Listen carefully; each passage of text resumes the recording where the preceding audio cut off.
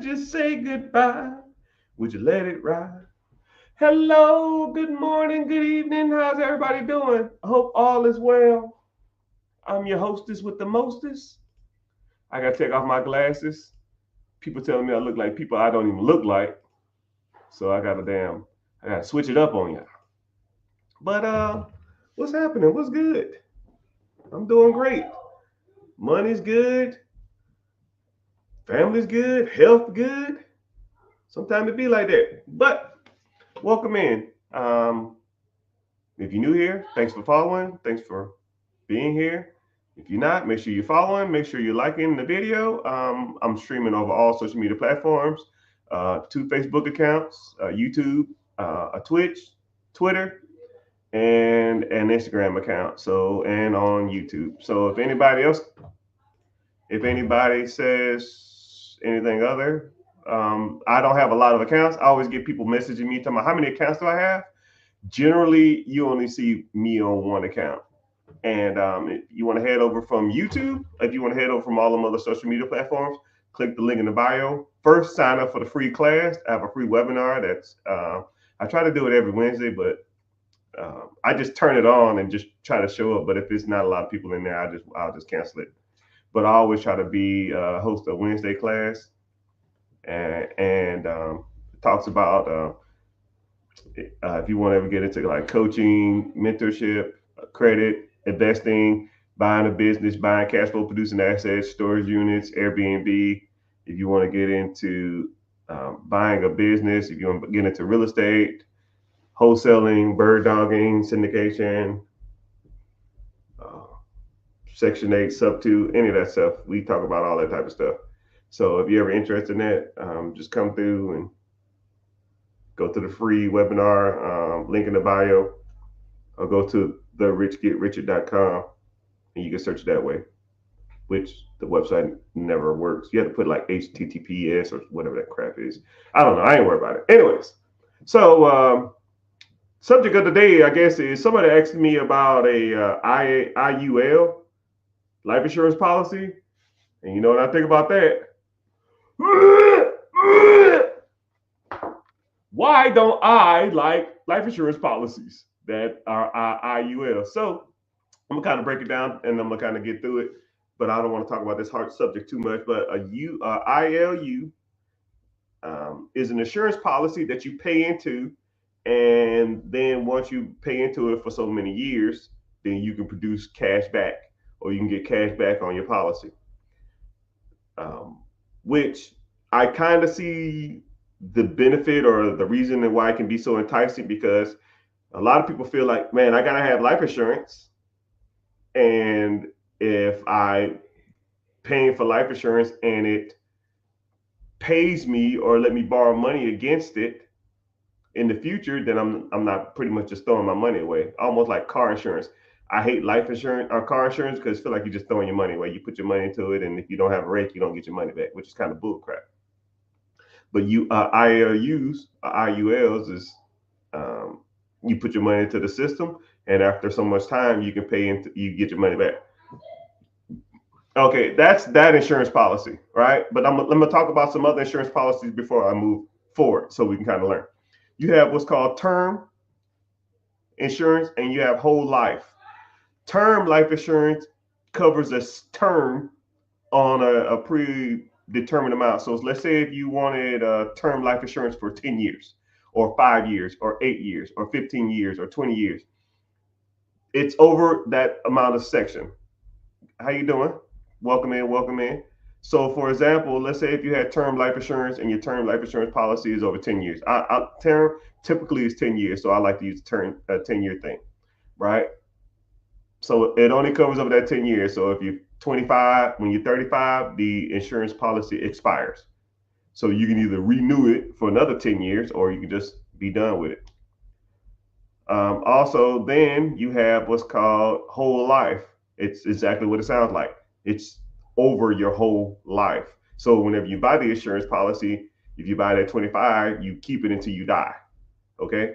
So, it's pretty self-explanatory. You buy it, you keep it your whole life. When you die, your kids or whoever get a policy. Okay, so with that being said, you have those three policies. You got one that you pay into, and in the future you can borrow against it as like a loan to yourself. The other one is just stays your whole life, and then the other one is term over a certain amount of time. So let's start talking about the prices of some of these, because that is one of the deciding factors on which one I'm gonna do. Let's say if you get term life insurance, you're 25, I'll say 30 years old, 30-year-old male, decent shape. That term life insurance be over the next 10 years, probably be something in the range of $50 a month for a $150,000 policy, maybe 200,000. I'll make it $200,000. $200,000 policy, $50, 10 years, every month for 10 years. It's relatively cheaper because a lot of people think the insurance company knows that the odds of you dying between 30 and 40 are slim. So they'll take a chance on that. Okay. Then you have what's called whole life. Whole life. So it's over the next, you're 30 years old, you might live to be 75 over the next 45 years if you're 30. So now they know, wow, this guy is with us for life. We're going to take this policy, and we're pretty much going to have to try to make our money out of this guy until he's, he's going to be with us for life. So we're going to charge a little more. So now that policy, instead of $50 a month, because it's not over the next 10 years, it's over the next 45 years, they're going to charge you about $1.50. 125, 135, 150. I'll just make it 150 just to make it easier. For the same $200,000. Okay? For the same $200,000. 150 to 50, that's a big difference. But the average person, they're just like, okay, I keep it for the rest of my life, but in 10 years, I don't have to renew it. But what's crazy about term, if you go that 10 years, now you're 40. Now your policy going to go up. Now it's going to be like, $120 for the next 10 years. So 40 to 50 is 110. But at 50, they know you're going to die soon. So now your insurance policy is damn near $250, maybe $300 for half the amount. You know what I mean? So you can take a chance, or you can go ahead and get whole life. But the term will be more expensive as you go along. Okay. Next is IULs, or the insurance policy you pay into, and you borrow money against it after 3, 4, 5, 6, 7 years, or whatever it is. Anybody want to take a guess? If you was 30 years old and you wanted an insurance policy that's $200,000 or $300,000 that you can borrow against in 5 years or 10 years or something like that. If you want to throw a number out and you tell me what you think the policy costs. If a term next 10 years is 50, whole life at 30 is about 125 to 150. How much do you think the IUL is going to be? And this is coming from people that I know for sure that's done it. I know 100%. I am good friends with a guy who does IUL, and I kind of broke down the numbers to him wise, and he's like, "What?" I said, "Yeah, man." I know 3 guys, and they was paying about the same amount.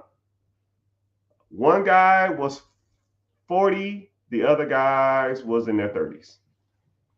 They were spending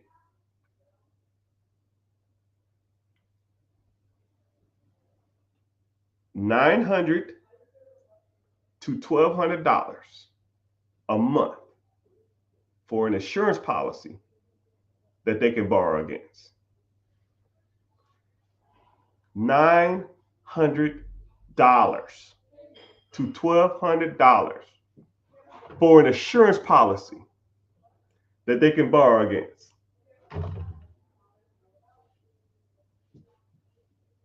So now we know what we get. Now we know the cost. Which one is more beneficial? Is it more beneficial to pay $150 for the rest of my life And in the insurance policy, they're going to pay me $250,000 when I'm dead. Or is it more beneficial to invest the 50 in insurance policy for the next 10 years and do something else with the money? Or is it more beneficial to pay $900 to $1,200 a month and be able to borrow against it in 5, 10, 15, in next 5, 10 years? So what I did is I broke it down numbers wise, because, regardless of what person's trying to sell me this crap or what insurance company's trying to tell me this or tell me that, at the end of the day, it's just numbers. It's just numbers. First of all, what I'll do is, real quick, I'll take the whole life versus term. $50 versus $150. Okay. Let's say you start at 30. Okay. 30 years old. You have zero in the pot. 30 years old. Let's say you live to be 70. I don't damn know. 70. So that's 40 years, right? After 40 years, if you just got term life insurance and the extra $100 a month you put into the policy for the next 40 years, okay? You got term life insurance, you put the $100 extra into a retirement account or ETF, mutual fund, IRA, something like that. The $100 after 40 years, a month, $100 a month for 40 years, you will have in that index fund, if you invest in the S&P 500 average, you will have $1.9 million.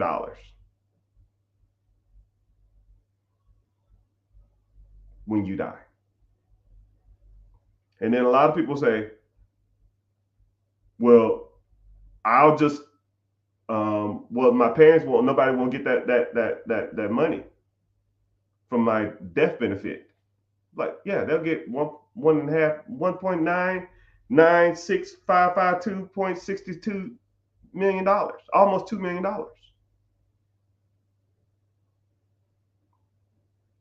And let's do this. Let's say instead of the IUL, you just got the term and just did it for 10 years. Okay? So you got a $250,000 policy term at 30 years old, $50 a month. And instead of you putting the $1,200 to a IUL, whatever the hell that shit is, let's say you took the $1,150 difference and you invested it yourself for just the 10 years. Just the 10 years. So now you invest in $1,150 for 10 years.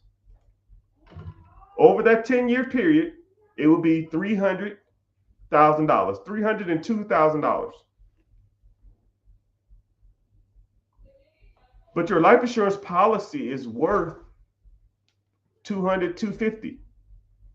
But you took the extra $1,000 and you invested it. So now you're 40 with $300,000.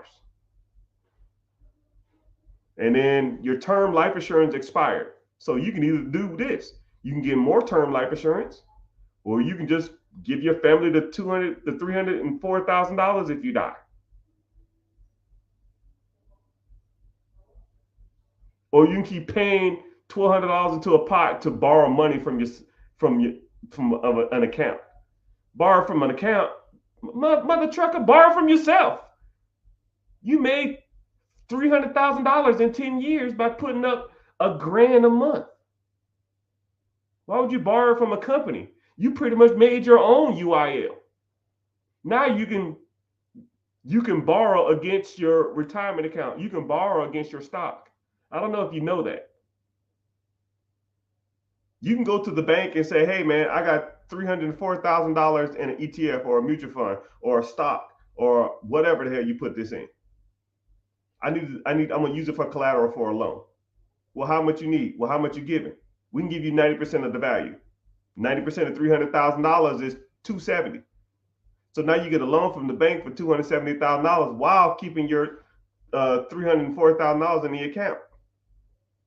So now you got $304,000 in the account. That's still gonna be making interest. So I'll put 304 for the next 20 years because you're not touching it. You don't have to contribute nothing else. You're done contributing with that to that shit. When you're 40 to 60, 40 to 60, it'll be $4.5 million in that account. And you took a loan out on it. So now you can use that to either buy some real estate, buy a business, buy a storage unit, use that for the down payment, buy some apartments, buy some property, commercial property, residential property.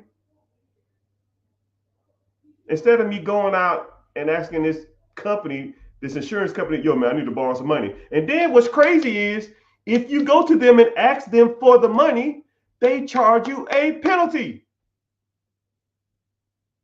They charge you a fee to take your own money out. So what do we learn here, people? Why do what an insurance company can do for you when you can just do it yourself? People ask me, yo, Mr. Richard, how much insurance you got out?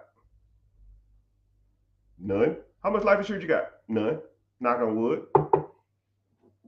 Because if I'm gone, I got so much in assets. That's my insurance policy. I mean, a funeral is what, 10 grand? I got that in my damn savings account. I mean, you take the money, this is what I would do. I can't tell y'all what to do because I'm not a financial advisor.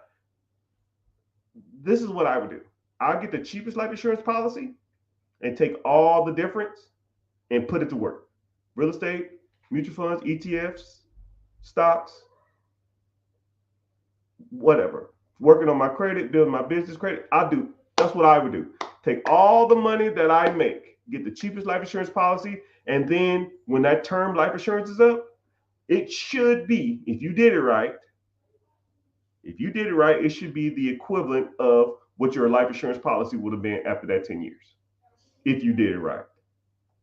But a lot of people don't know where to start. A lot of people don't know how to do it. A lot of people get nervous. A lot of people get scared. Or a lot of people feel like life trumps lifetime decisions, which is kind of crazy. I mean, I have that debate with people all the time. Is that people will tell me, yo, man, I had, $37,000 saved up. I had $100,000 saved up. I had $43,000 saved up. But XYZ happened. No, that just shows me you're not disciplined. I mean, I guess shit happens, but shit always happens. Shit happens to rich people. Shit happens to middle class people. Shit happens to lower class people. The only difference is rich people and wealthy people, they don't sell the barn. They don't sell the car to pay for gas. We don't sell the barn to buy a cow. I mean, that's about as simple as it gets.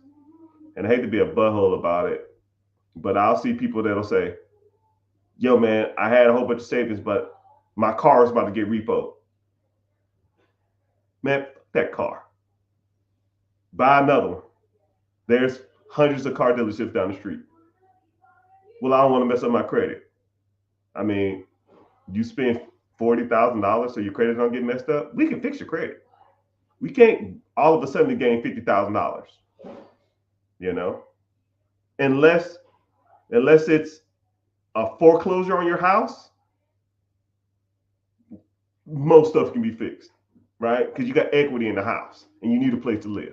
If it ain't a foreclosure on your house, don't sell the farm. Don't sell the car for gas money. Don't sell the baby for diapers. It's about as simple as it gets when it comes to that type of stuff. It's just about discipline and being consistent. That's it. But I don't want to harp on that subject too much longer. But that's just my personal opinion on life insurance.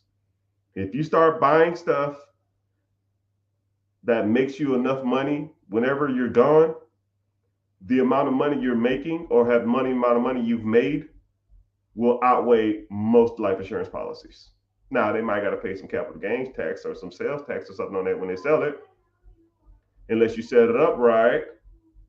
Let's say if you have that $300,000, you put it into account over the next 20 years. Now you got $4.5 million. Why don't you put that in a living revocable trust? Now that money is in a trust, and your spouse and your kids are the beneficiaries of that trust. So now, whenever you do pass away, now that lawyer or that arbitrary or that judge won't seize that asset. You can tell them, hey man, piss off. This account is set up properly. And then you receive interest on that $4.5 million a year, which is $566,000. $566,000 at 60 years old every year for the rest of your life. And when you're gone, your spouse will get $577,000 a year for the rest of their lives. And then your kids will get $577,000 for the rest of their life. Then their kids' kids get $577,000 for the rest of their lives because you put it up in a trust. That's why it's called a trust fund baby, because they receive a check for the rest of their lives that they don't have to do shit for, because their parents or their grandparents or their great-great-grandparents made a couple of smart financial decisions, didn't buy a stupid ass Hellcat, and put that money to work. You know, if I'm on my deathbed and I'm thinking to myself, man, I was the coolest kid in America about 30 years ago when I got that Hellcat, or man, I'm surrounded by family, friends, loved ones, and they're gonna be happy as hell when I'm gone because they're gonna get a fat ass check for the rest of their life. It's your choice, people. It's your choice, right? We all make decisions. Some of them not the best. But this is the type of things that we talk about in my coaching group and in the free webinar. Click the link in the bio, click my name, and it'll say a website, sign up. It's coming up here soon, so sign up and I'll see you there. If you like talking about this type of stuff, I'll sit here and talk about money all day. So I mean, but that's just my opinion on life insurance policy, right? If you have a bulletproof trust fund that's in an ETF, you can almost get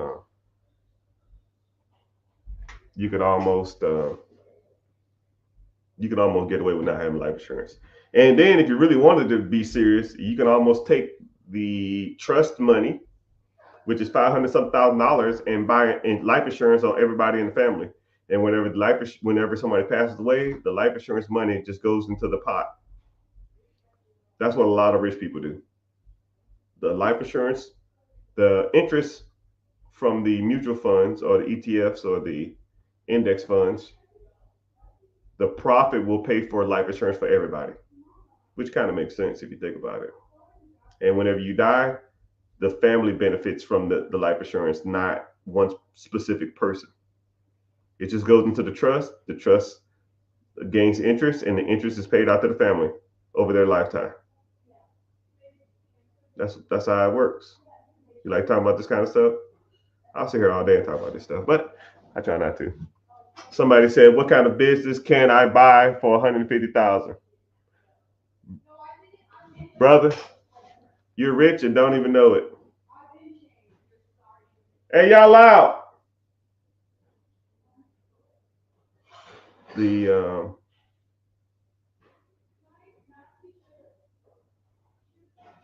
$150,000. So $150,000 using a SBA 7A loan at 10% down can get you probably up to $1.5 million. If you're doing, I'll even make it $1 million. Let's keep $50,000 to yourself for some strange reason. If you do it right, you can use $100,000. If you do it even righter, which is not even a word, you can do it $50,000. SBA 7A loan requires 5% or 2.5%, which would be $25,000. If you're doing 33% margins, you could probably do about $300,000 of cash flow. I call it 350. You can do 350 cash flow.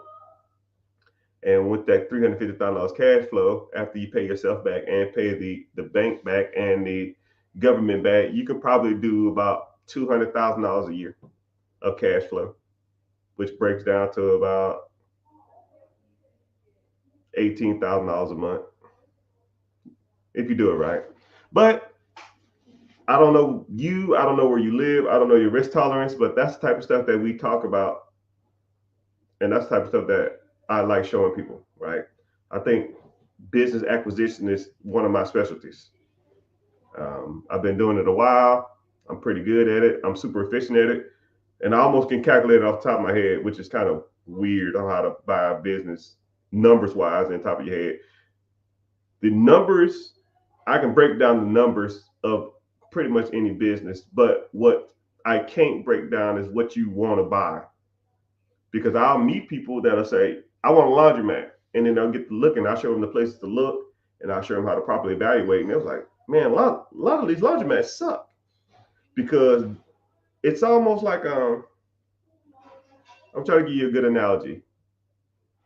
It's like a hot shoe or a hot car. Like Cybertruck's the best example, right? Cybertrucks when they first came out, supposed to be 89,000. And then they went up to 99,000. And then you saw them on the market, they hit the market, then they went up to damn near $200,000. But over time, they started going back down 200, 190, 180, 160, 155, 140, 130. And they just kept going back down. Now they're damn near back to what they normally cost because there was a huge demand for them. I think when it comes to laundromats, it's the same thing. Everybody, when I ask them what kind of business they want, the first thing they say is laundromats. I don't know why. I don't know because somebody on this damn internet keeps telling people about these damn laundromats. I'm not gonna say her name, but we know who she is. She's my arch enemy. She don't even know I exist, but she will.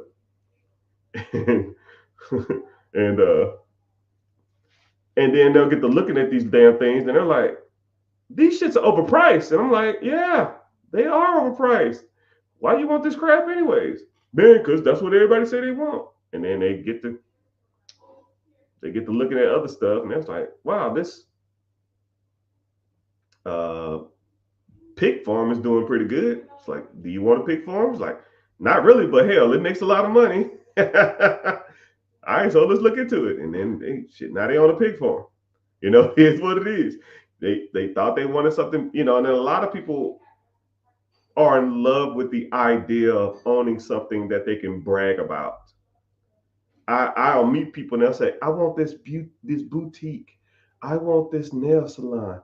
I want a dry cleaners. Oh, I want a laundromat. I want a vegan juice bar. And I'm like, do you really want a vegan juice bar? Or you just want to tell people you got a vegan juice bar? Do you really want a laundromat? Or you just want to tell people you have a laundromat? Because I think a lot of times people will just say they want some stuff, but they really don't want it. They're just saying it because they think it's cool to have it, not the fact that they really want it. You know, if I told you statistically, dry cleaners make more money than laundromats, but dry cleaners are like, I want a dry cleaner.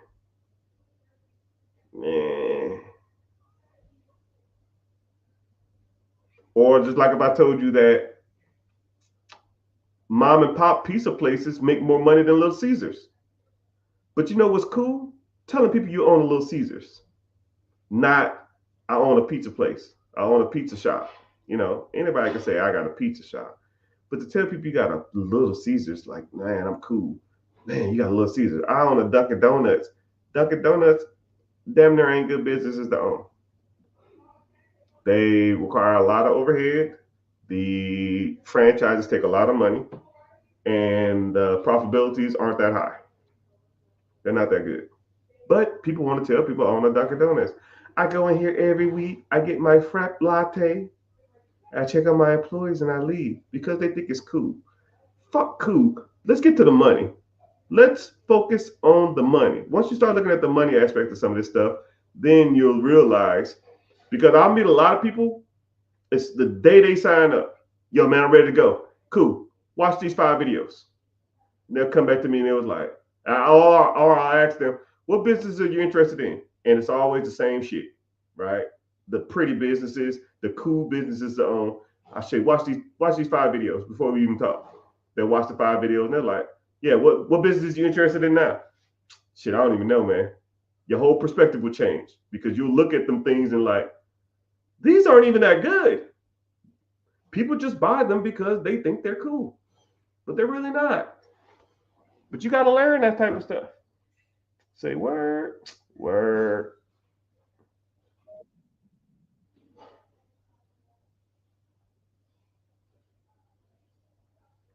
Someone said, let's focus on credit. Let's talk about credit. Someone said they like my swag. Well, first of all, I'm always swag. But like the Lacoste, it's older. Back when I was about 160 pounds, now I'm like 195 solid. But it still fit. It still does its thing. Anyways, let's talk about credit since that's one of my pillars that I focus on. So anybody who don't know the pillars, who are new here, I'll focus on four major pillars: credit and everything to do with credit. So credit, business credit, personal credit, credit score, credit utilization, uh, credit profile, business credit, business structure, LLC, EINs, S corp, C corp, sole proprietorships, uh, setting up everything that's attached to your business to get business credit. If you want to do trade lines, if you want to do net 30s, that's just trash. I don't even focus on that no more. But if you want to do any of that stuff, that's all another thing. Then my second pillar is investing. Stocks, bonds, mutual funds, ETFs, uh, Roths, TSP, just everything that you can do with investing, right? The different apps you can invest into, the different apps that you can use, the different mediums, the easiest way, the simplest way, reoccurring payments, recurring investments, all that kind of stuff. Then my third pillar that I focus on is real estate. Uh, Single family home, your primary home. Let's focus on investment property. Let's focus on duplex, quadplex, fourplexes. Let's focus on commercial buildings. Let's focus on, and then we'll focus on how to acquisitions of real estate. Acquisition is just a fancy word to buy something. Disposition is just a fancy word on selling something. So acquisition of real estate, buying, right? So you can do owner financing, you can do sub two, you can do seller financing, you can do section 8, you can do wholesaling, you can do bird dog, you can do flipping, you can do, oh man, uh, tax liens, tax deeds. Um, I mean, dude, I can go on for hours. And I can, what's crazy about it is you can pick one main subject and I will just talk about it for 3 hours because I could just been doing it so long. I'm not reading a script. I mean, I'm looking at a YouTube video and a financial chart right here and a screen with myself on it. I mean, it's just, you do it for so long. That's just what you do. Then also we talk about ownership of businesses and processes that make you cash flow, right? Owning the business, absentee business, semi-absentee, owner occupied. You could talk about storage unit. You could talk about Airbnb. You could talk about um, you want to get into Turo. You want to get into, I mean, dude, whatever, whatever you want to get into, that's what we break down, and that's why we're here, and that's why we learn. Okay, give me a sec. I'm gonna switch over to a site and see what's going on. Someone asked on how to get your utilization down. That's we're talking about credit, so we'll talk about that. So whenever it comes to credit, you have different credit factors, and you know what's cool is I had a guy asking me this a while back, and I kind of broke it down for him in a similar style, and he was like, "Damn, that shit was right," because I did exactly what you said, and my score shot up. And I was like, "I don't have to lie. I mean, this is just the way it works." You know, a lot of people, you know, in most of these segments don't talk about what you need to be doing. They just kind of like gatekeep and then trying to then sell you the game, which I gotta respect their hustle, but a lot of times you can just look this stuff up. You just don't know where to go to look for this stuff, and I just been a lot of misinformation out there. So, anyways, whenever you focus in on your credit, you have two sides of your credit, right? You have credit profile, and then you have your credit score. Your credit score is just a reflection of your overall credit health, but your credit profile is how much credit you have to how much credit do you have out amongst other people, right? If someone has a $300 credit card and someone has a $300,000 credit card, well, I won't say 300, a $30,000 credit card, the credit profile of the guy with the $30,000 is stronger than the guy with $300. So you need to work on them both. You need to work on your credit score, and you need to work on your credit profile, credit utilization. So you have debt to income ratio and you have credit utilization. So you gotta know the difference between that too. Credit utilization, debt to income ratio is more so for like buying houses or buying cars, more so housing. It's just how much money you bring in versus how much debt you have. Credit utilization is pretty much the one of the main factors for your credit score. So if you have high credit utilization, anything over 30%, your credit score is going to shoot down. They say 10%, 30%, 50% are your levels. So if you below over 50, your score is going to be the worst. Anything below 50 but above 30 is going to be a little better, but still not that good. Anything below 30, you're going to start getting a little better credit score. Anything below 10, your score on utilization wise is maxed out. So one, you need to get your utilization on your credit cards down, and it only pertains to revolving debt, not your cars or your house or any type of other debt that you have. It's typically credit card usage. So when people say that, they come to me and they say, "Yo, I paid off my car. My credit score stayed the same," or something like that. I say, "Shit, your credit score going to drop because now that credit profile with that long credit on it, long credit payments on it is going to drop now because it's going to fall off your credit. So, or that account is going to be closed. But you should have just took the extra money and paid down your credit card bills. Well, how much credit card bills you got? Well, I owe $10,000. Well, what's your balances? 15,000. Well, that makes you 66%. 66% is higher than 50. You got to get below 50, then below 30, and then below 10. Right? I don't care if you pick up extra hours at your job. I don't care if you start a side hustle, which I can help you with that. I don't care if you start a little side business and making extra money. I don't care. But you got to get some extra money coming in because that's how you get it done.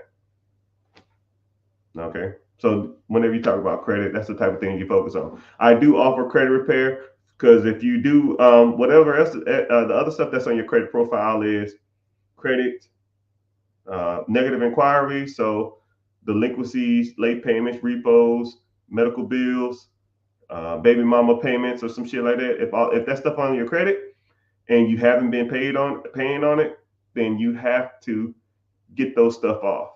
Which there's consumer laws that help you fight to get some of that stuff off, right? Which you can do it yourself, or I can help you do it. So if you're interested in credit repair, click the link in the bio, join the free, I think it's Be Your Own Boss class. Sign up, and I'll see you there. All right. But someone said,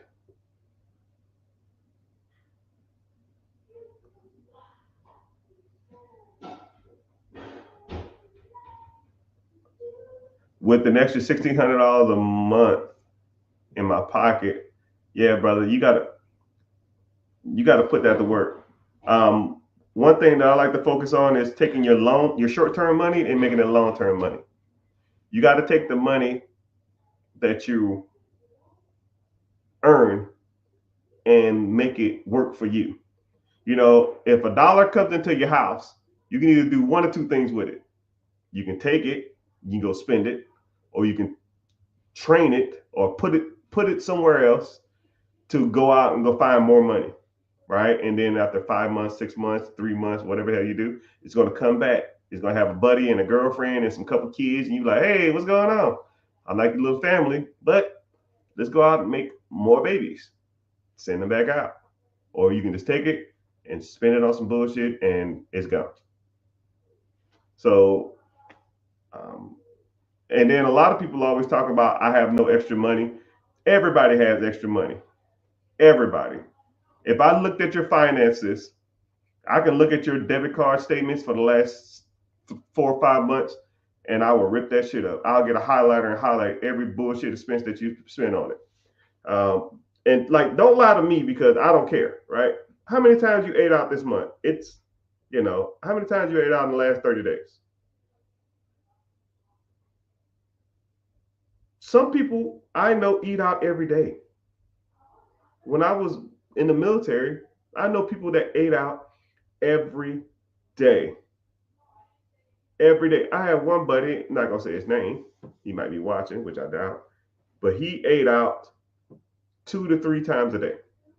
And he said he hated the way home cooked food tastes. But I tell you what, he was broke 5 days before payday. Every payday. We got paid the 1st and the 15th. It'd be like the 14th. It'd be like the 10th. Hey, rich man, I need like $100 to the 15th. I was like, yo, man, you just gonna go out and buy food, man. He's like, yo, I can't, man. I can't eat this, man. I said, and then it wasn't even like McDonald's, right? I can understand if he was like, let me get a quarter pound, like a McDouble and a small fry. No, that dude was going out and getting like hibachi chicken and Mongolian chicken and, shrimp hibiscus and all kind. I was like, bro, you eating lobster tails, man? Of course. And he didn't learn. Some people don't. But I promise you, I can look at a lot of y'all finances and find money. Second thing is entertainment.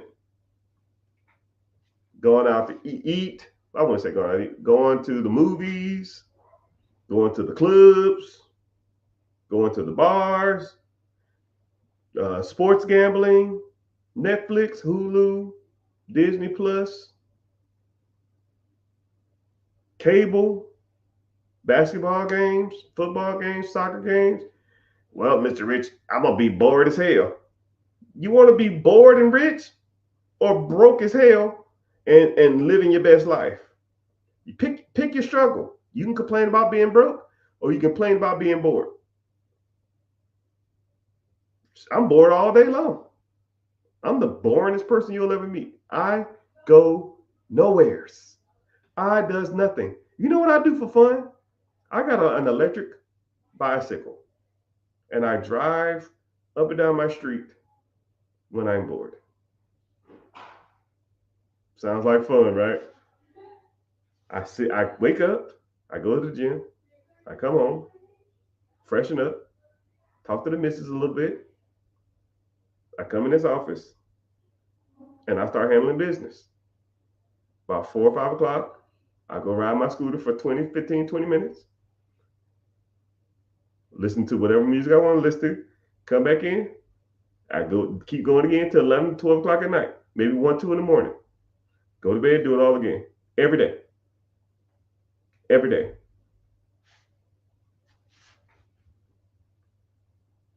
Every day. I got all the channels in the world, all the subscriptions in the world. Don't even watch that shit. Don't need it. Don't care. Because my objective is not that. I've been living below my means so long that when I do have the opportunities and the affordability to do it, you're not going to want to do it.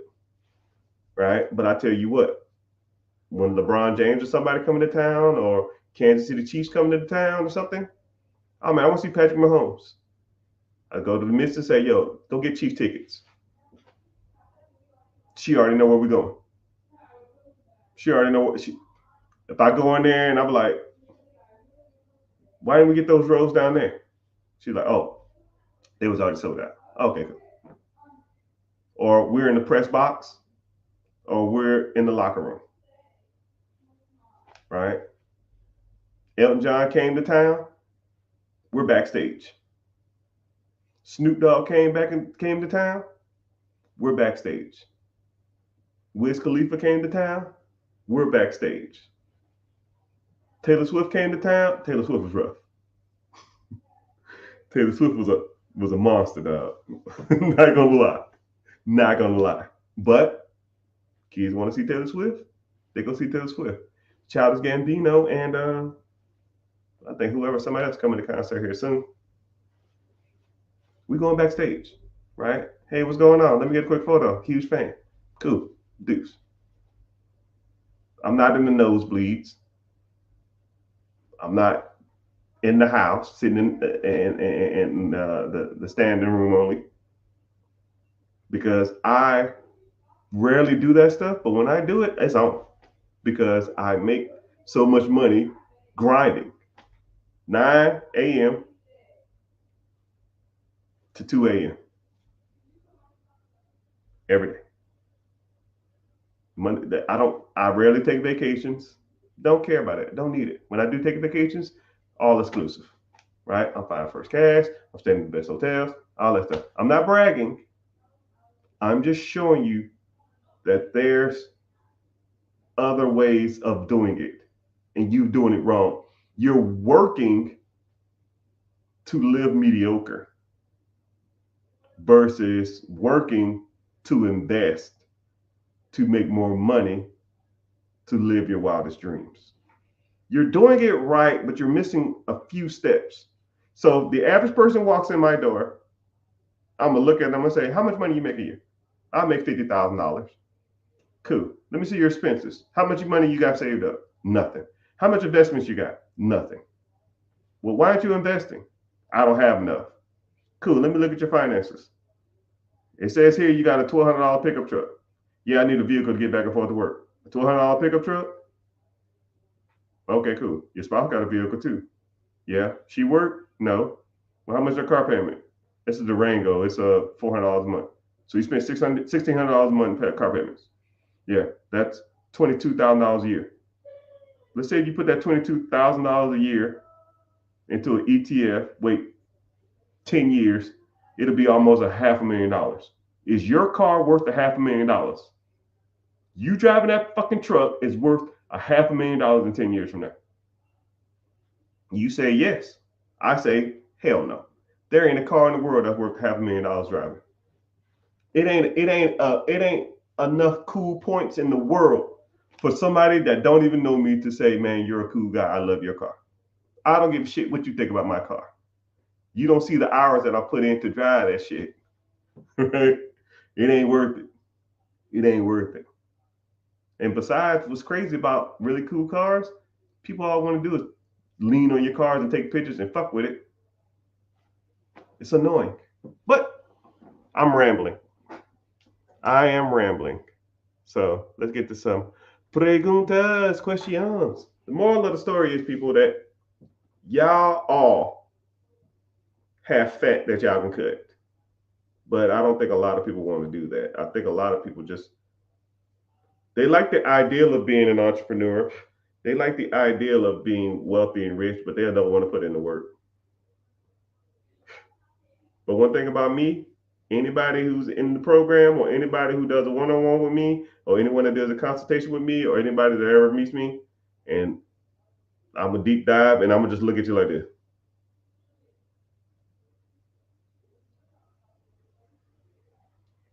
How much? And then this is what's crazy about people's money, is when you tell them that that's not right, they'll literally almost get mad at you for like justifying their lifestyle. It's like, yo, bro, you spend $400 a month on eating out. Oh, I got to have that. You spend 25, you spend $75 a month on something. Oh, no. See, you don't understand. See, I don't do nothing else. I have to have that. I have to. You have to have a Mercedes Benz. You have to have Netflix. You have to have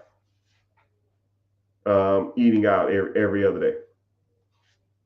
See, my office don't have a refrigerator, and we have to buy food at the lobby, and it's $15 a day. I can't not eat.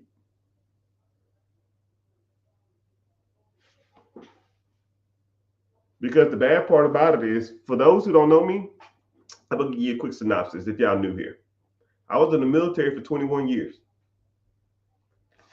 One thing about military people, they blow their money. Red Bulls, Monsters, and eating out at lunch every day. Every day. And I would almost envy people, which you shouldn't do, but people will come back with their lunches and they'll get like Mac Daddy Hibachi, Mac Daddy Sushi Cafe. And I'm just like, God dang. How much was that? Oh man, this was $15, $14. And I mean leftover pork chops or some shit. I mean, it is what it is, man. And now look at me. Not motherfuckers like that, still struggling. But that $15 I was taking, I was investing. The Netflix, I was investing. The cable, I was investing. The NFL package, oh, I gotta watch sports. ESPN package, I'll be investing. I'll catch the highlights on my cell phone.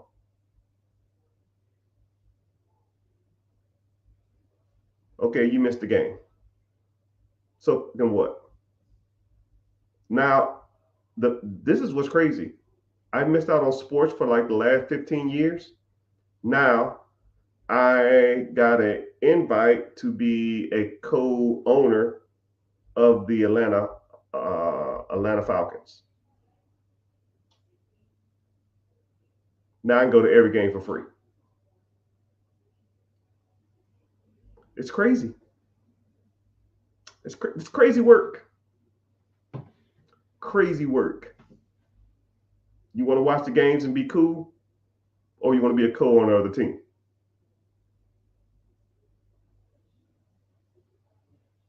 Your choice, people. Your choice. You got to make the decision, though. You got to make the decision. And then whatever you do with the extra money is your decision, too. What I like to do is I pay the house first. One rule in my house when it comes to finances, I get paid first. When money comes into my pot, I don't pay my electric bill first. I don't pay my house first. I don't pay my water first. I don't pay none of that shit. When money comes in, I get paid first. It goes to an ETF, mutual fund, IRA, buying more real estate or buying more businesses. And I'm somewhere in the range of $50,000 to $90,000 a month of repaying myself back. This is not a game, people. You start doing the math on that. It's nuts. It's nuts. But hey, what do I know?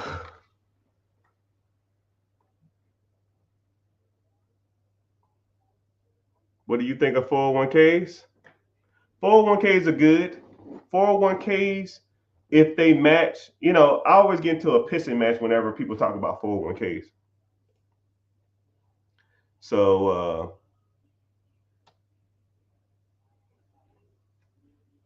hold on, I gotta see what's going on over all my channels. Welcome in, everybody. Instagram, YouTube, Facebook. What's happening? I see you.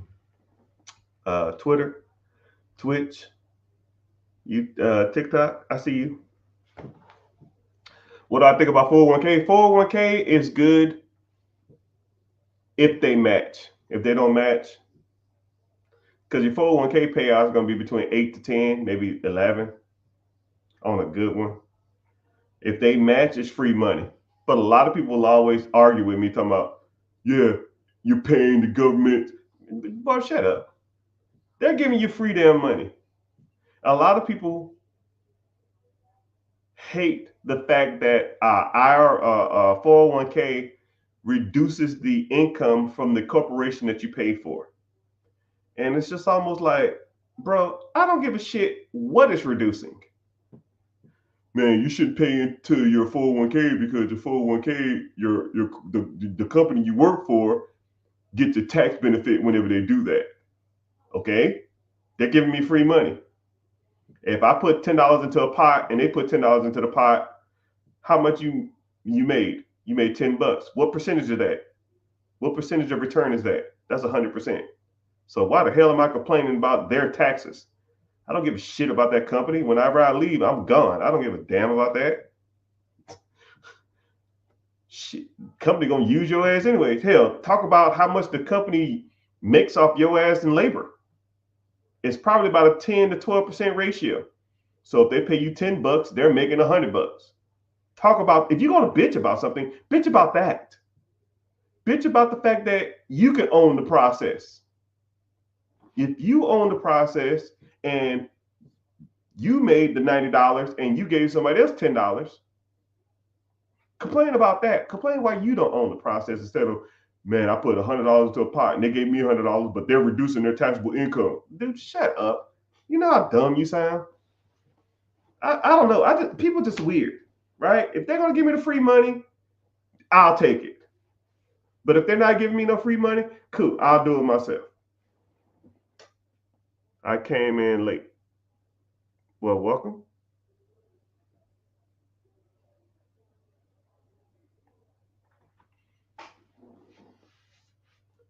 Do you think it's a good idea? Do you think it's good to build an Airbnb in the backyard of my rental?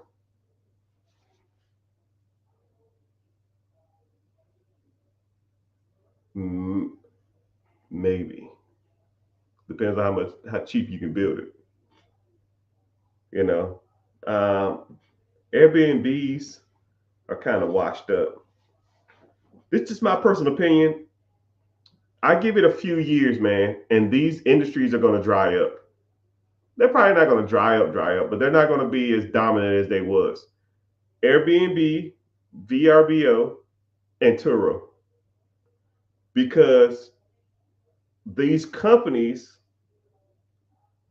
have projections, and when they don't meet their projections, they raise their prices. And when they raise their prices, the consumer and the host feel the pinch.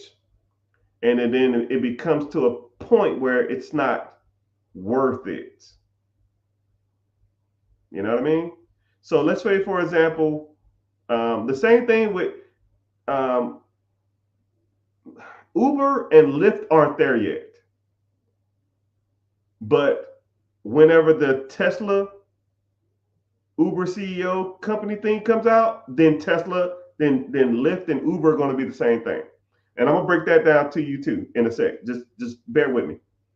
So for example, let's say if a hotel room is $200, but the Airbnb is $150. And then you say, well shit, I can just book the Airbnb. I save $50.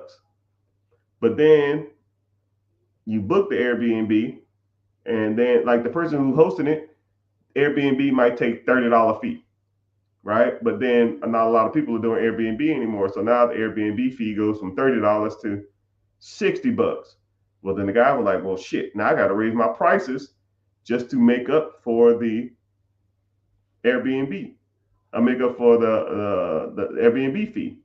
So now they go from 150 to 180, right? But then whenever you check out, instead of you paying just tax, you pay like a cleanup fee, a service fee, an Airbnb fee. And now instead of you paying $200 for a room at the hotel, your $180 Airbnb, try to save $20, 9 fees. Now you end up spending like $230, $240.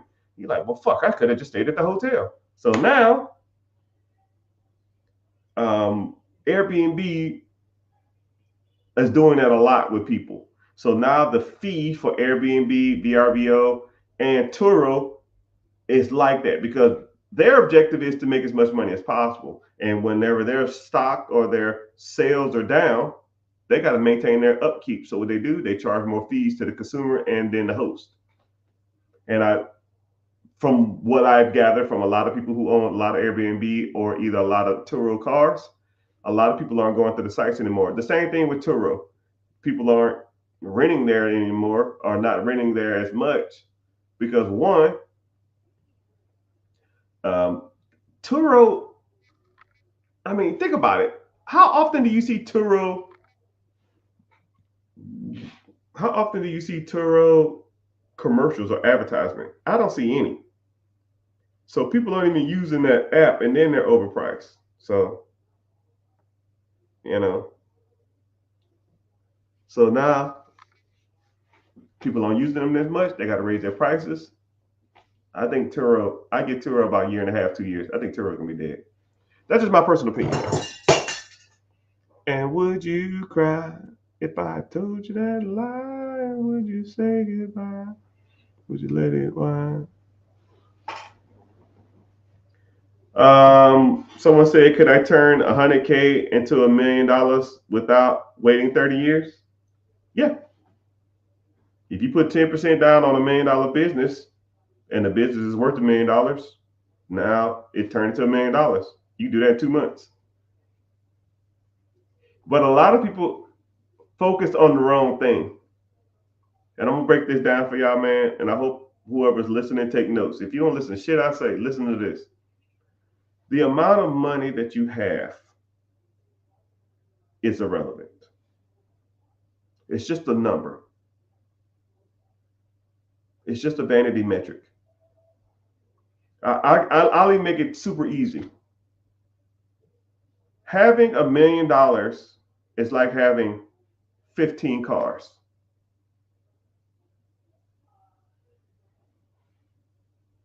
What's the point? You only can drive one.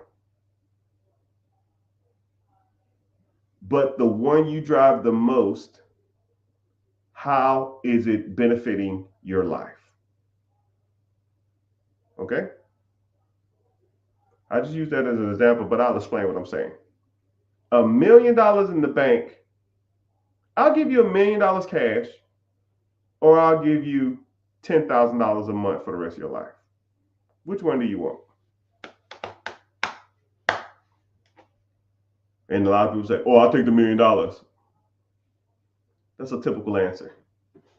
You take the $1 million to go out there and I'll take the $1 million, I'll go out there and make XYZ. I'll flip that. You're not gonna flip shit. I'll go out there and do this and do this and do this. Why go out there and do it when it's already done for you? Why take the $1 million when the $10,000 will support you for the rest of your life? Why take a Lamborghini when a Honda will support you the rest of your life? Why take a supermodel? Why take a 10 when the 6.5 will clean your house, take care of your kids, feed you, do the laundry, all that kind of stuff for you, right? Supermodel ain't gonna do shit. The $1 million ain't gonna do shit for you.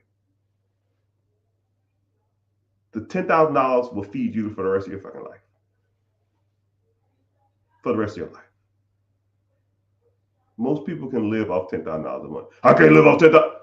Bro, shut up. You're living off $10,000 a month now. It'll probably damn near be double your income. So, moral of the story is, individual stated, how do I turn 100K into $1 million? Better question. How do you turn 100K into a paycheck that you can live off of for the rest of your life? Fuck the $1 million. Now, if you want to get into that, that's my specialty. You hang with me and start rolling with me for about a month, you'll see a clear path. You just got to do it. You will see a clear path.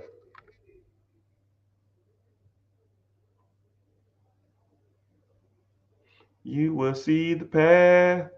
You that see the path. Will the SBA give you a business loan if you've never had a business before? Great question. Great question. The answer is yes.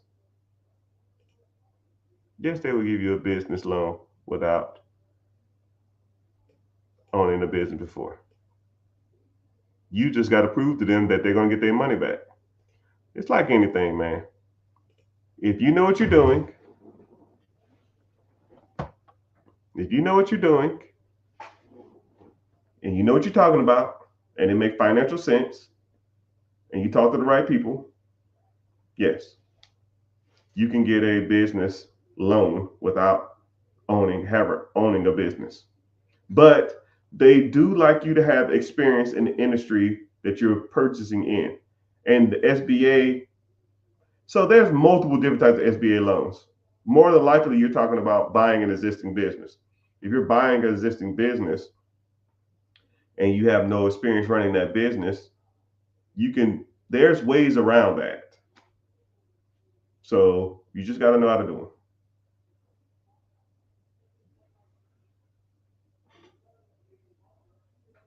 Do I think the fundraising real estate app? So fundraising app is called a REIT. REITE.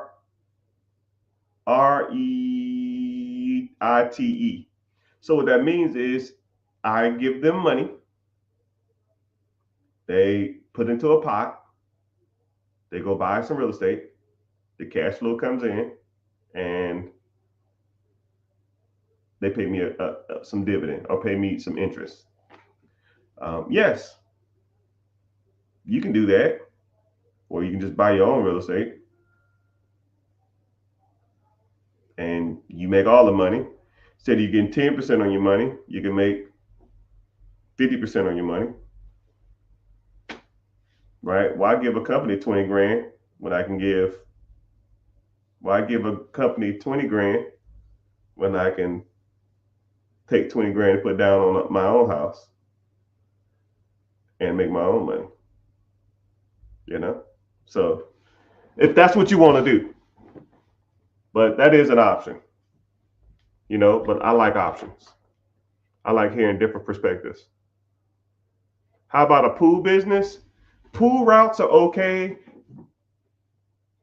As long as I'm not doing the cleaning.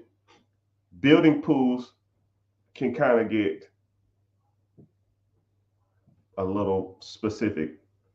I wouldn't want a pool. I don't know anything about buying. I don't know anything about digging a pool, siting a pool. I don't know anything about it. But if, would I want to take on something like that? That it ain't my specialty. But if you know a lot about pools, then yeah, that would be it.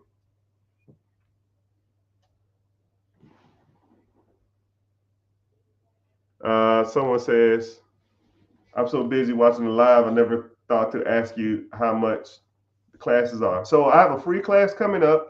The link in the bio. You there? Yeah, I see you. How are you? I'm not to say your name. SEH something. I don't know. I see you on Twitch. I appreciate you being here. Someone said, oh, so it just depends on what you interested in. I have different programs.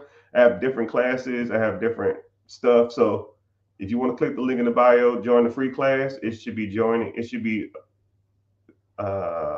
you are great. No, you're great. I'm from, I grew up all in the South. Louisiana, Tennessee, Texas, South Carolina, Georgia, Florida. I never really lived anywhere north of Kentucky, and I never will. I hate the cold weather. Are you talking about the classes that I offer? I don't know where you're looking at it from, but either click the link in the bio, join the free class, and then I talk about, real estate, businesses, credit, getting business funding, um, investing. I mean, we do it all, right? I'm the one-stop shop, which that's what I should change my name. I used to not be the one-stop shop, but I just got tired of people asking me how to do stuff in certain realms, so I just started doing it like that.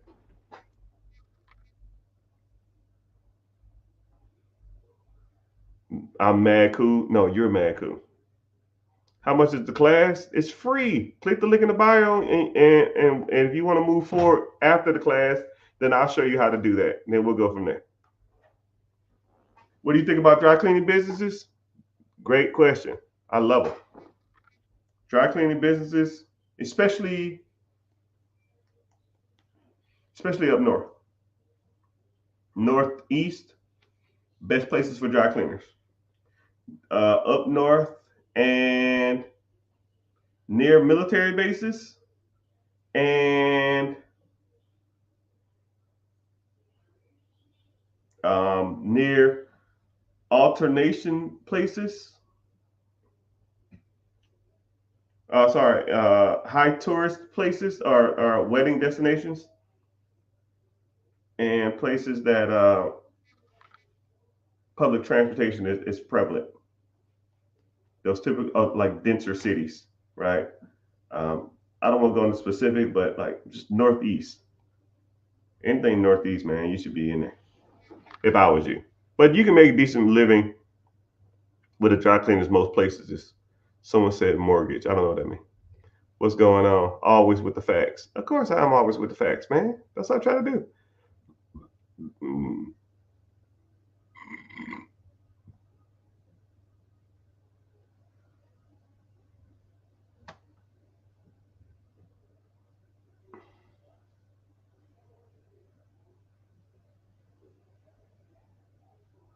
Someone said, "What can I do with 10?" Yeah, yeah, yeah. What can I do with $10,000? Someone always like 10K is like the universal answer. You're from overseas, man. We stretching. It's kind of crazy. I get on these apps and I get to talking, and I meet people from all over the world. I meet people from UK, a lot of Europe, Africa, Asia. I meet a lot of people from Canada. I meet a lot of people from South America, and a lot of people from um, Mexico. But if I had to say any country, Canada a lot. But I've never heard in Africa. That's the first. Appreciate it. Appreciate you being here. But yeah, the universal question that I always get is, what can I do with $10,000? It's like the entry level amount of money that people have. But you have so many different paths that you can take with $10,000. You can do the side hustle thing. You can do the storage unit thing. Not storage unit.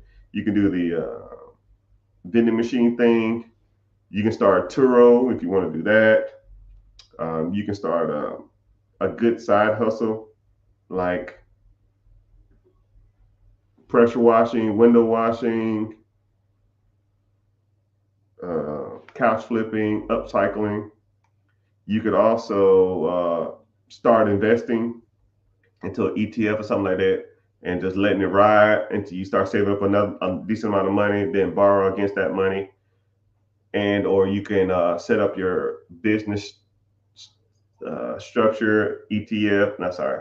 Set up your business structure, LLC, S corp, C corp, sole proprietorship, however you want to set it up. EIN, get everything attached to your business. Go open up 3 bank accounts through three different banks, and then go leverage their money, raise their capital, which works. A lot of people always say, "Man, it sounds like it's hard, but it's not. You can do it." Okay, then I see you.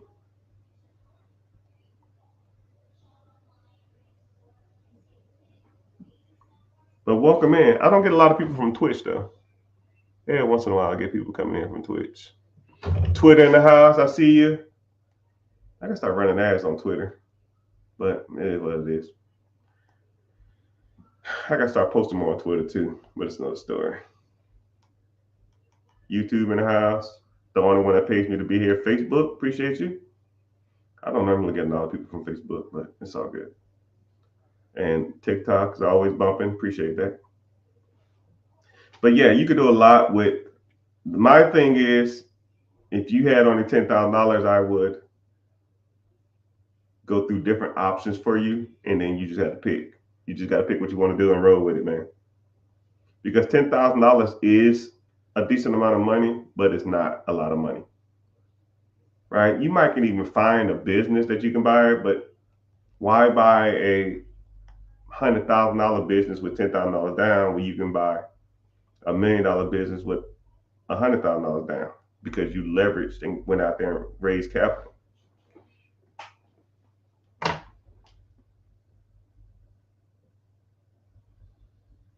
And yeah, Uber Eats is the worst enemy. Yeah, Uber Eats, yeah, Uber Eats is the same thing. I'm telling y'all, man, the Uber Eats, the Lyft, Turo, Airbnb, VRBO, that shit, especially whenever Elon Musk opened up is going to open up another factory. Okay, I'm pre-calling this. When it happens, 5, 6, 7, 10 years from now, you're like, damn, that black mother clucker was on it. They're opening up. The CEO of Lyft, is it Lyft or Uber, left the company to start a business with Elon Musk. Elon Musk is opening up a new facility that is going to specialize in self-driving cars. So let's think about it. Elon Musk, self-driving cars, opening up a facility just to build cars that drive themselves, and working with the technology of Uber or Lyft to find the people. So let me get this straight. This man is going to be building cars. And then this is where it's going to get really good. He's going to get the technology to build self-driving cars. The cars are going to be go pick somebody up and drop somebody off. And now the middleman that they have to pay for the driver, they don't have to have that no more. And this is where it gets good. Let's say if you have a car and you drive your car to work and you work from 8 to 5. Let's say if you turn your car onto like money mode or whatever hell you want to call it. Now your car, instead of sitting there, it has the self-driving capability in it. Now it goes around town and pick up people and drop people off while you're at work. So now you go to work while your car works for you.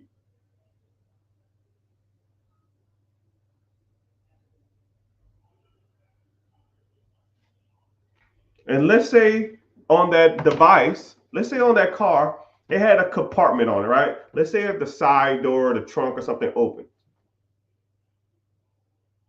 So if the car goes drive itself, the little compartment on the side opens up, you put a meal in it and it closes, and then it takes the people their food, and then they just wait for the car, it opens up and they go grab their food and they leave. So now you have Uber, Lyft, Uber Eats for a self-driving car. So now you cut out the middleman for all that shit.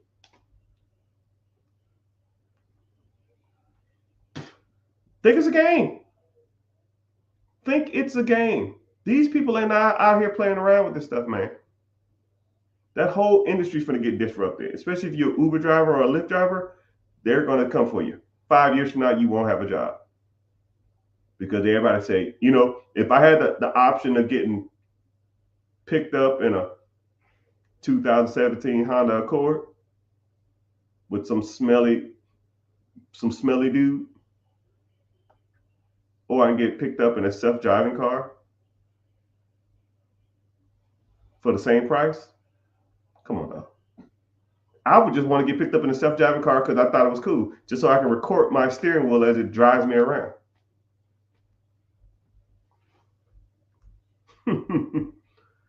Oh, buddy. Well, y'all ain't got a clue, man. Y'all don't got a clue. What was my MOS? MOS is Army and Marines. I was Air Force, so I was a 2 Alpha. 2 Alpha maintenance.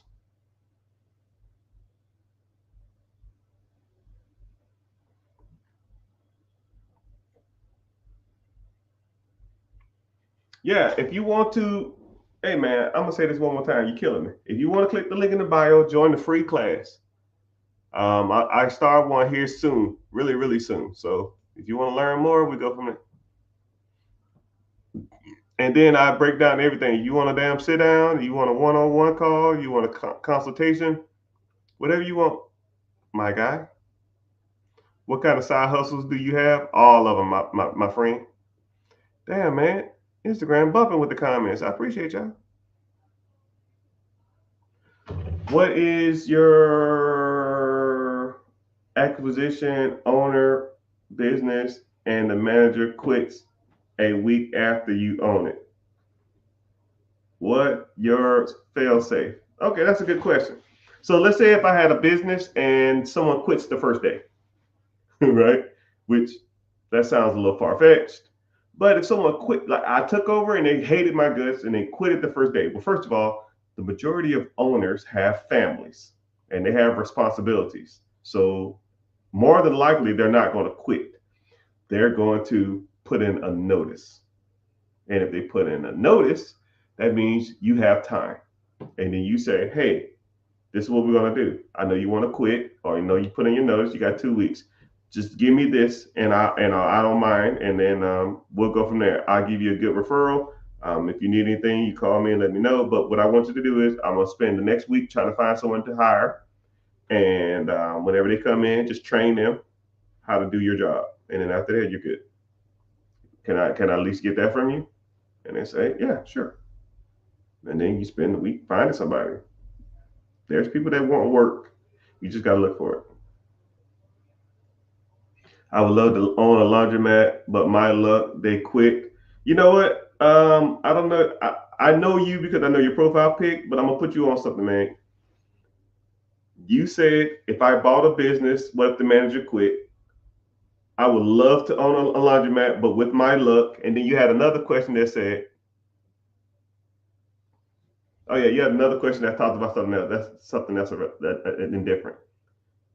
You said I would love to own a laundromat, but with my luck, the laundromat would quit or the owner would quit. Then you said, I would love to own a business, but if the manager quits the week after I own it, what do I do? Do I have a fail safe? You're, you know what you're doing? You psyched yourself out of your own destiny. You are sabotaging your own success. If you go into a deal, or if you go into a project, or if you go into a new venue or new venture, and the first thing you're saying is, what if something bad happens? You are looking at it from a wrong perspective. You should never look at stuff like that. You should never look at things as worst case scenario. You should always look at things like, man, this is going to be great. This is going to work out. I'm going to make this work. I'm going to figure it out. And if something does hit the fan, because crap hits the fan all the time, right? I got rental properties. Hey, man, a tenant trashed your place. What do you do? Hey, man, they ain't paid rent in a month. What do you do? Hey, man, someone broke into a unit. What do you do? Hey, man, the leak is roofing. The leak is roofing. The roof is leaking. What do you do? Same thing with businesses. Hey, man, we don't have enough inventory to service this. Hey, man, we your main sales associate quit. Hey, man, uh, the our payroll software is acting up. The people won't get paid for 48 hours. You know, stuff happens. You adjust. You figure it out. You reach into your bag of smarts and then you get to it. You know? I mean, say if your payroll software stopped working for 48 hours, what would y'all do? Give me some answers. You see what I'm saying? Just use your brain for more than a hat rack. Pay them out of pocket. Pay them out of petty cash. You know, tell them that there's an issue and that does anybody have anything pressing, or give them a incentive for being patient. You know what I mean? I mean, it's more than one way to skin a cat. Don't ever think of stuff like that as like the know all be all. You there? Yes. Are you replying? I reply to all sides. All your comments on one feed. It's kind of weird, which I wish I could show you what I see. I have everybody's stuff in one single file line. It's not just you. It's all the people.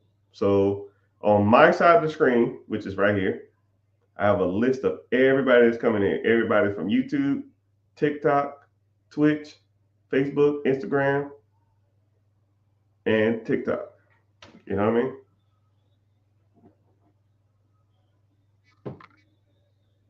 Sitting up front with a mic, wearing a headphone. All I need is one mic, one mic.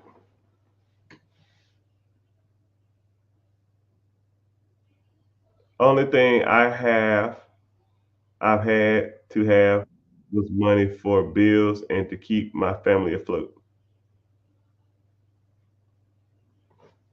Yeah, but I'm sure if I really looked at your finances, you probably could either be making more money and or be cutting the fat. You have unnecessary expenses. But some people, and I get it, some people don't make that much money. And if you don't make that much money, then you need to start doing stuff that makes more money.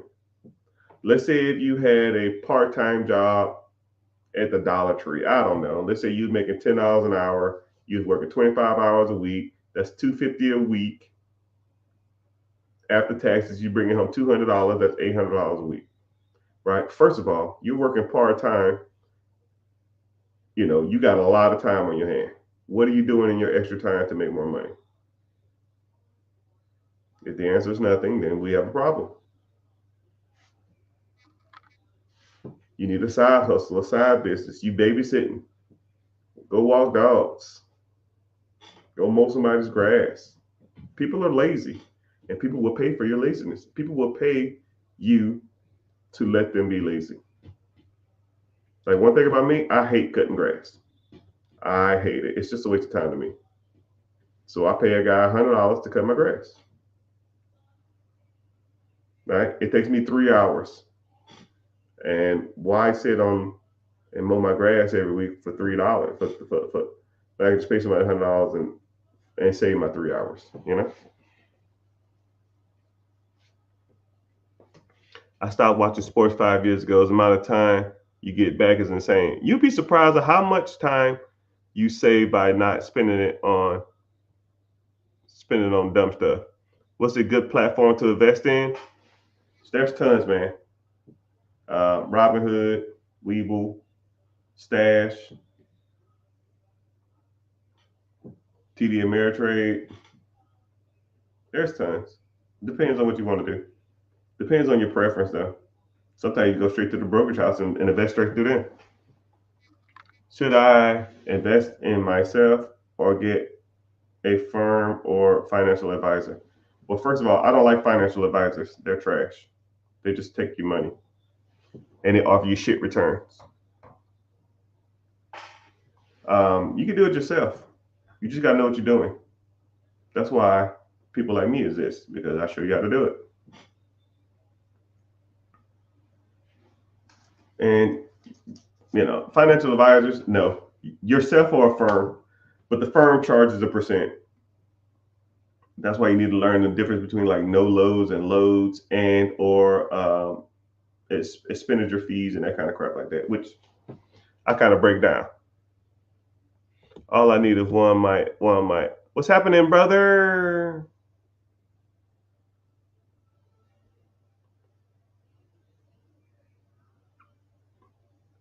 Somebody said, I love my Lexus, but it's worth it to me. Let me see your profile pics. All right, my guy. Let me see. Let's say the average new Lexus, sure. I'll put you at 40 grand, right? 40 grand with interest at 8%, that's like 45,000. Say word.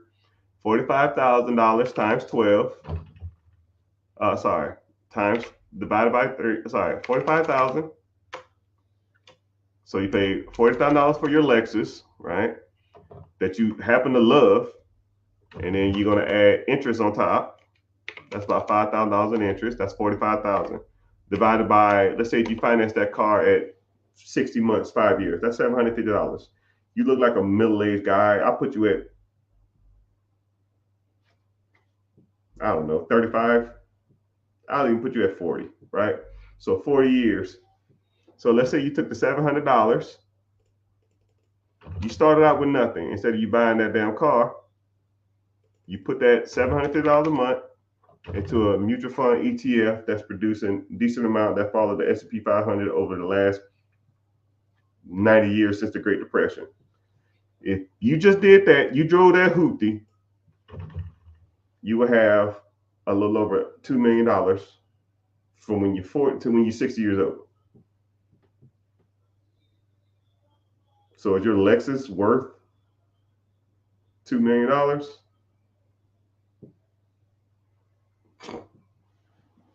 I'd rather be cool at the bank. I'll be cool in the Cayman Islands than be cool in a car. I don't know about you.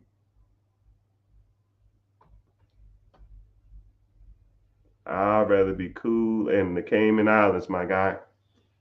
I got 50K and a decent credit score. Yeah, your credit score is decent. You got to almost focus. Your credit is almost like right on the cusp. You probably got high utilization or something, but something there is like weird.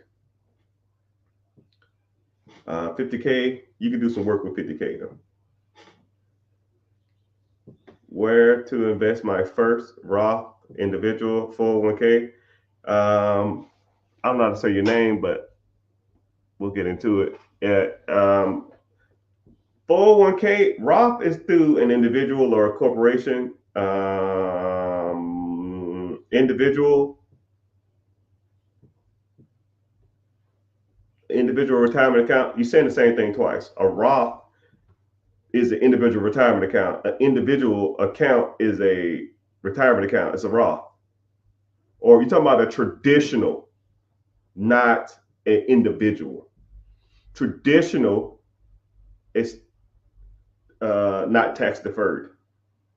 Roth is tax deferred, and a 401k is through your job. Roth and traditional, you do. 401k, your job does. So you need to go to your job and ask, do y'all offer a 401k? If they say no, then you don't get a 401k then. You go through an IRA or a traditional. Traditional, you pay taxes when you take it out.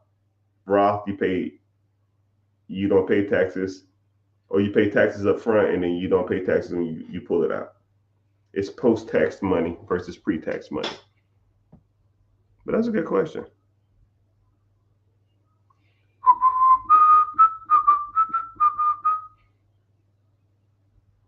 Borrow against the money.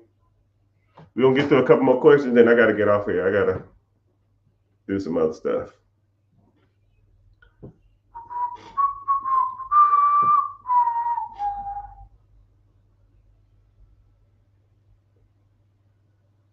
Borrow against your money in the stock market, didn't know that was possible? Yeah.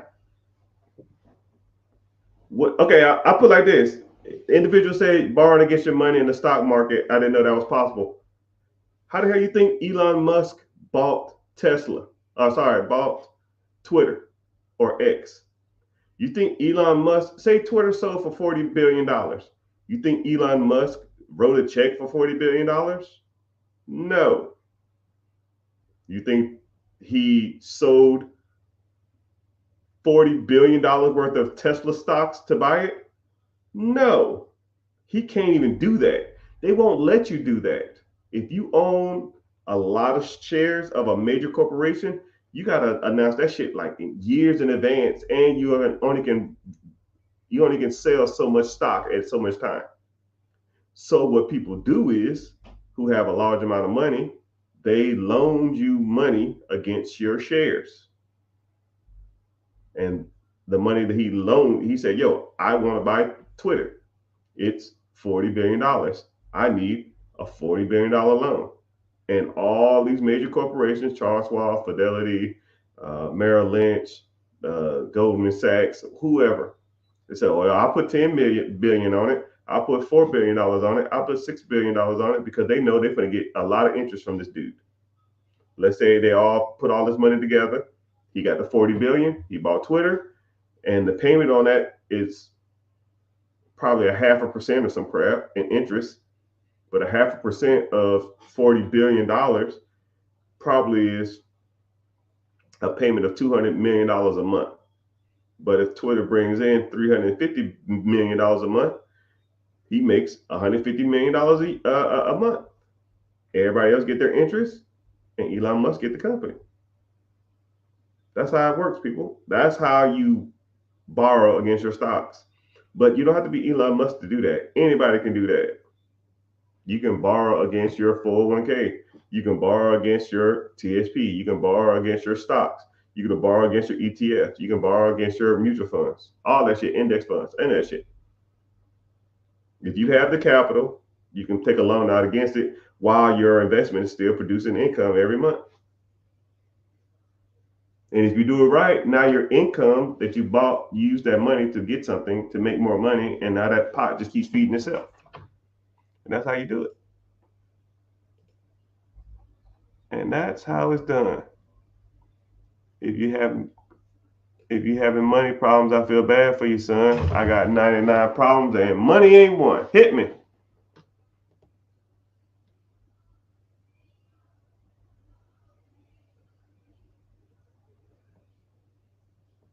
All right. So last question, and then we'll probably get off here. Someone said, "Hey, can you help me learn how to get a business acquisition loan?" Something about equity. Without equity? But he kind of lost me on the last part. But yeah, that's one of my specialties. Getting business loans, buying businesses, getting business loans to grow your business, getting business loans to start a business, getting real estate loans to build a house, buy a single house, buy a duplex, quadplex, buy commercial, buy real estate, buy apartments, buy storage units, buy Airbnb, all of that stuff. We talk about that stuff all the time. I don't want to devote too much time to an individual, so I don't like sitting here just breaking stuff down like because it ain't applicable to everybody. Because everybody's story is different, everybody's journey is different. That's why I like to focus, at least here, just on the general stuff. But if you want to learn more about this stuff, I offer a free class that we talk about all this stuff. And if you want to get into the class and learn as much as you can about this type of stuff, that's we go from there. Click the link in the bio, join the free class. Let's get started. About simple as it gets. And I don't sell your information. I don't need it. Don't care. You want to move forward? Let's move forward. And if you don't, oh well. No sweat off my back. But I hope you found value in this stuff. I hope you learned from some of this stuff. And I hope that I gave you a new perspective of a new way to look at some of this stuff, because I hate the expression "you don't know what you don't know," but until you're shown the proper way to do stuff, or the way statistically people have been doing it to get ahead, then you will never learn the proper ways to get stuff. Because when you talk about your dreams, when you talk about your money goals, when you talk about your financial struggles, when you talk to them with people who have limited mindsets, you will get limited answers. If you're talking to a cousin that's broke about starting a business or growing a business, they're going to say the same thing that they was taught from their parents, same thing they learned from school, same thing they learned from their friends who are broke, who also don't have anything. That's why your net worth is your net worth. That's why you need to start associating with and starting talking to people who don't have limited beliefs, who will inspire you to go out there and pursue the things that you want, that will can help you and aid you and point you in the right direction on how to get that next level. Because um, we've all had mentors, we've all learned the game from somebody, and you or I are no exceptions. Someone taught me a lot of this. Someone needs to teach you a lot of this stuff, because we've been taught wrong in school. They don't even talk about anything about investing or real estate or compound interest or ETFs or any of that stuff. A lot of this stuff, terminology you don't probably never even heard of. It seems like every time I say like keywords or certain words, they're like IULs. What the hell is that? ETFs. What the hell is that? Brokerage account. What the hell is that? Index fund. What the hell is that? Uh, term life insurance. What the hell is that?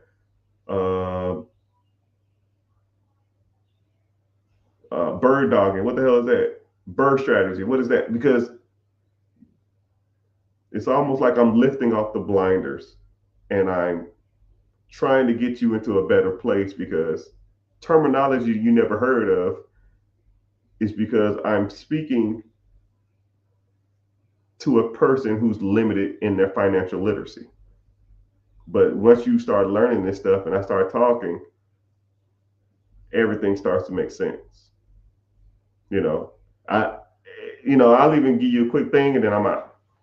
When I meet people for the first time, I'll give them a 10-question test and I'll ask them these 10 questions. Nobody gets it right. Everybody fails.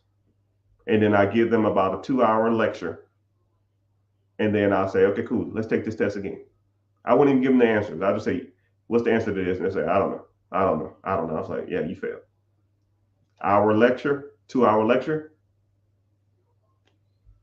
And then I ask them the same questions again. 90, 100%. Because you just don't know what you don't know. You have to learn these skills.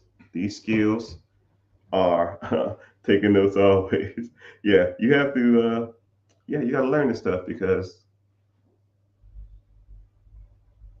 no one's going to teach you. And no one's not volunteering to teach you this stuff. But if you want to learn more, always offer a free class, free webinar that talks about this stuff. Just click the link in the bio and sign up. It's called Be Your Own Boss. And it'll be the best free class you ever signed up for. And we talk about all kind of stuff. But I want to thank my audience and all over the nation. Facebook, YouTube, Twitch, TikTok, X, Instagram. Appreciate y'all being here. Yeah. Make sure you subbing and liking on all those channels too. Auf Wiedersehen.